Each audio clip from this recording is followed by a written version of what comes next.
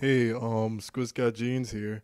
I'm gonna show you how to make that really cool bass that even Skrillex uses, and like Scary Monsters and Ice Sprites, that cliche bass that everybody knows. And also Space Laces uses a similar version of it in Digital Gangster. But like everyone uses this, like so many producers use it. I love it. I personally use it all the time. I'll let you hear it. All right. Okay.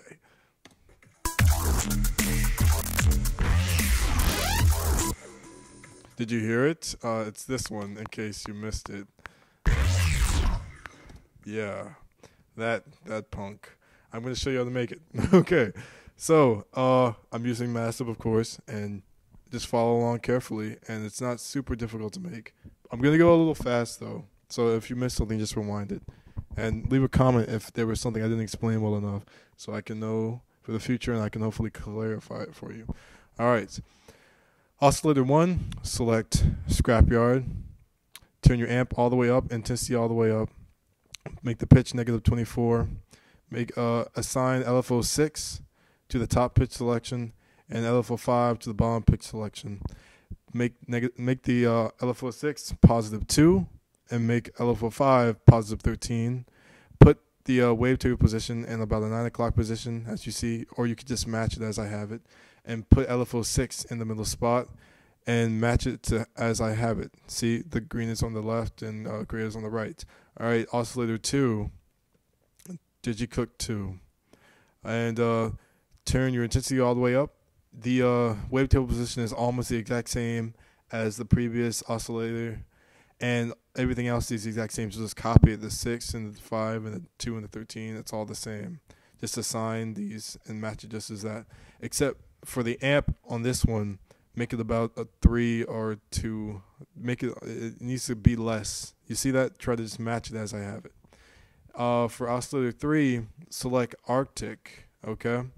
And turn your amp all the way up. Make your intensity just a tad bit less than fully blown. And then match the pitch. That's all the same for each one. So -24, assign LFO 6 here and LFO 5 here. Make it +2, make it +13. And now for the wavetable position, turn it to a about 2 or 130, about 130, 130. And assign LFO 2 to the middle slot. Make sure the green is on the left and the gray is on the right. And that's all for this. Just a side note, I don't know if this is a preset for Massive, if it comes like this, but make sure each of these are in the center. All right, excellent. I'm like flying through this, but it's just, there's a lot to cover, and I don't want you to have to watch this video for like 16 minutes. That would be embarrassing. Okay, go to Insert 1, make sure it's turned on. Go to Parabolic Shaper, put the drive at about 2 o'clock, and keep the dry and wet in the middle. It usually comes like that. So it'll come like this. You just got to turn it over like that, and bam.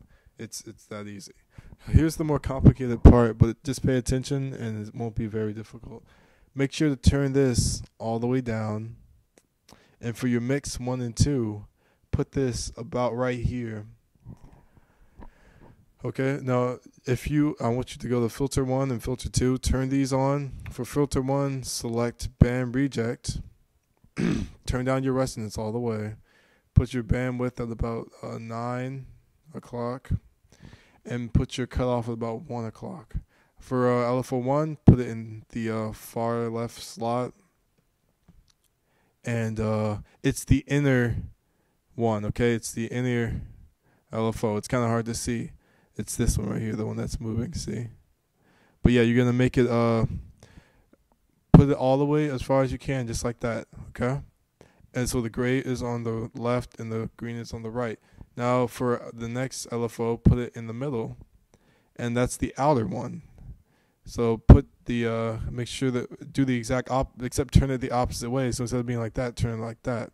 And make the gray will be on the right this time, and the green will be on the left. So it's the opposite. Now go to filter 2, make sure it is turned on. Go to bandpass, turn your resonance up almost at the center, except turn it like just barely, just a little bit. Just turn it a little bit over, okay? Like and then go to bandwidth, put it at like 11 o'clock. Okay, it's almost the exact same as the top one. These two are like synced pretty much. And then go to LFO 8, assign it to the middle here, and put it at about 1:30, 1 o'clock. And you're gonna want to assign it just like that, match it. Okay, the green is on the left. No, just kidding. That was a joke to make sure you were paying attention. The green is on the right, and the gray is on the left. I'm sorry if I sound kind of monotone right now. I'm just like, there's a lot to cover. All right, next step. Make sure these are both turned up all the way, okay? And for your mix, you want to put this almost exactly where this is. See how this one's down just a tiny bit. You can try to do that. Now this, like, you can play around with this. Like moving it will make it sound differently. Like for example,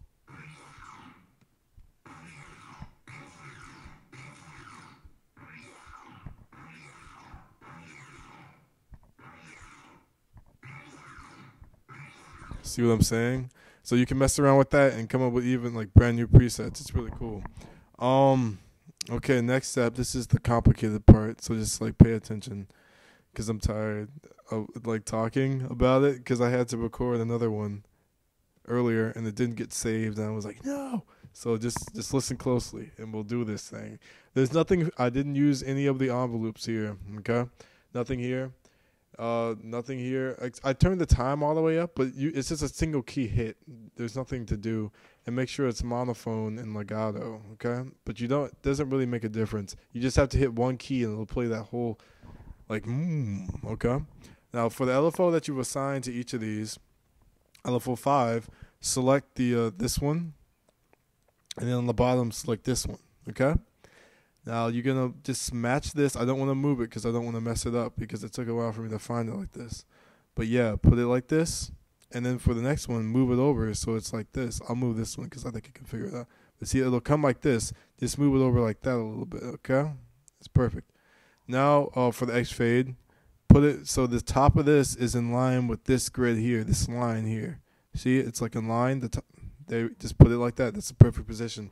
Turn off your sync. Make sure your restart is on, and put the rate at like 11:30. See, put it like that. Okay, and make sure your amp's all the way up, but it should come like that without having to mess with it. Okay, go to LFO 6. Oh, this burp. Excuse me. Pardon. Okay. Turn on this one and this one. I'm not sure why I did it like this, but just copy it to be safe, because I made this patch like a month ago.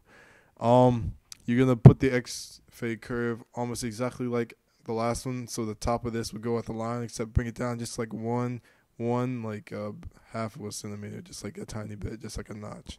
And then turn off your sync and your restart. Turn those off. Put the rate at about 1 o'clock, and you're good for that. Now go to LFO 7.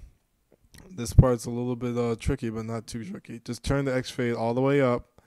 Select this. It's gonna, and then make sure, copy it like this. Just move it over so the hill is like that. Okay. Just match it to the grid as best you can. And you can turn on the sync and the restart. This is the only one you turn on both of those for these, and put it at 1/4. See, you just move it to 1/4, just like that. And then for LFO 8, do the exact same thing. Match it just like this, except this time X fade, put it in the center, and then move it up 1 notch. And select this one, and you can just leave it as it comes up. Just keep it in this preset version. And turn off the sync, keep the restart on, and keep it in the middle. It comes like that automatically. Okay, last step. This is what makes it sound really cool to me. I turned on the reverb small, and I put the dry wet at about 3 o'clock, about or so. And I put the size at about 9 or 10. And you're going to put LFO 5, select it in the far left position, and just turn it like this. All right, see? The green is on the left and the gray is on the right. And that makes it sound really open. Like, without it, it sounds like...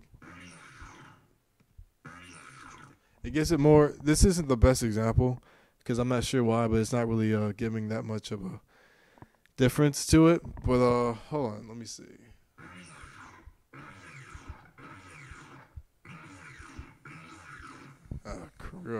Croup. Yeah. So, but put the density about 8, turn the color all the way up. You can experiment with it, I would suggest, to get like a tone that you like. But yeah, the reverb small is what makes it sound a lot different than a lot of different massive patches, because massive sometimes has a lot of a metallic tone to a lot of their synths. I love it, but like a lot of them have like a distinguishable tone. You can tell when someone uses massive. But this reverb small, putting an automatic on it, it like messes with the pitch as well and with the reverb, so it gives this really cool tone that I really like and I use a lot. Go to the dimension expander. Make sure it's on. To just make the size all the way down. That just brightens up the it makes it sound stereo instead of mono, in my opinion. Go to EQ, boost the highs. That's all you do, and then boost the lows. That's all you do for massive, okay? And next step, go to vocal transformer. Or as I mentioned in the previous video, Ableton, FL Studio, even Reason, they all have like pitch correctors and pitch transformers. So just use whatever you have to boost it down to a -7, or you should play around with your own, because you should play around with the one that comes with it, because each one is different. Okay, each one you're gonna have to hear this one out, but it gives it like a really sloppy, cool tone. Vocal transformer does, and then I use another version which is pitch, and I just marked it down again. So just you're gonna have to wanna, instead of like manually transposing it or just playing a deep note, you're gonna wanna add a pitch corrector onto it instead. So you can actually play the note high and then put a bunch of pitch transformers on it to make it sound really deep. And I use that a lot to make like really like aggressive sounds. I think it gives it more like a sloppy, organic feel. Go to the visual EQ, boost the treble, and then boost your bass, like completely just that whole spectrum. For the treble, just boost the around right here. Okay, just boost that part around like 10K. Okay, you can do that with any Ableton. FL Studio, as I mentioned before, you can just use the visual EQ that you're provided with, and that's it. That's how you make that bass. It's really cool, and I like it a lot. I use it constantly. So that's how you do that. It's not an exact replica, of course, because I'm not trying to duplicate, but like that kind of bass inspired me. So hopefully, it's you can. I didn't go too fast for you. I hope it was able to. I made it. I don't know. I hope that I made it clear. I hope I didn't ramble on too much. But yeah, if this video was helpful or you liked it, you could let me know by liking it, and that would let me know that I should keep working on tutorials, because I have a bunch of really interesting sounds and replicas of sounds from popular names. I could probably give you a few tips on making.